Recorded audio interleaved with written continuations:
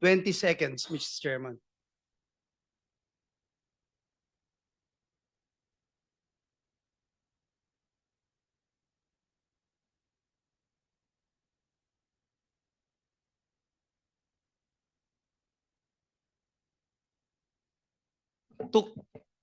Took me 20 seconds, Mr. Chairman, to do that. Mr. Chairman, maaaring sabihin yung cellphone na nagpicture at ang metadata ng picture na ito ay para sabihin kinuhanan talaga noong October 2023. Kanina si Mr. JP nagsasabi baka 2022.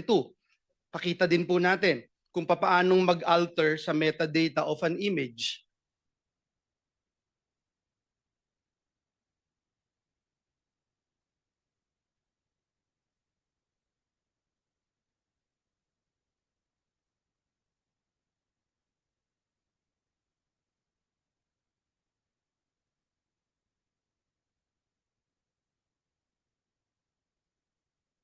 Ganun po kadali, Mr. Chair. Mr. Chairman, bukod po sa napakadaling magdoktor ng picture, inamin niya po mismo doon sa camera, and if we can show the minutes and the transcript of the hearing, inamin po ni Engineer Bryce na wala siyang personal knowledge sa mga mensaheng ito. Can you confirm, Engineer Bryce, itong binanggit nyo na Your Honor regarding sa mga text messages po, wala po. Kasi you're being asked to prove your allegations na may pruweba or usapan tayo, or at least make sure for fairness sake, sabi niya Rep. Adyong. Would you confirm na ito po yung naging sagot nyo, sir?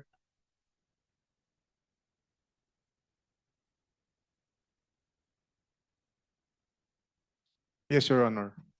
So ibig sabihin, hearsay, Mr. Chairman, daig pa po nito yung chismis. Nakakalungkot dahil yung chismis trying to destroy me, my name, our family, our loved ones. May mga anak din ako, Engineer Bryce. At higit sa lahat yung simbahan na aking nire-represent na milyong-milyong tao ang nire-respeto yung aking pananampalataya. Mr. Chairman, tandaan din po natin na Bryce and JP, nakita nyo kanina yung pinakita kong video. Hindi ba ganun kadali gumawa? Yes or no lang? Hindi po namin alam na pwede palang gawin yon, Your Honor. Hindi nyo alam. Okay. So ibig sabihin, hindi nyo ginagawa itong pamimeke? Hindi po, Your Honor. Okay. Hindi nyo ginagawa. Mr. Chairman, dun po sa mga isiniwalat nyo, Mr. Chairman, dito sa Senado, ang dami pong kasinungalingan at pamimeke. No? Pakita lang natin yung history ng pamimeke ng public documents nitong dalawang ito, Mr. Chairman. Nameke din po sila ng driver's license para lamang makapaglaro sa casino.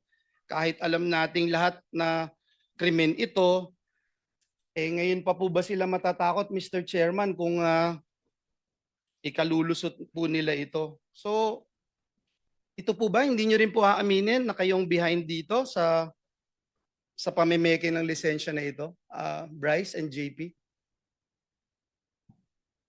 Your Honor, wala po akong nahawakang ganyang klase ng ID po.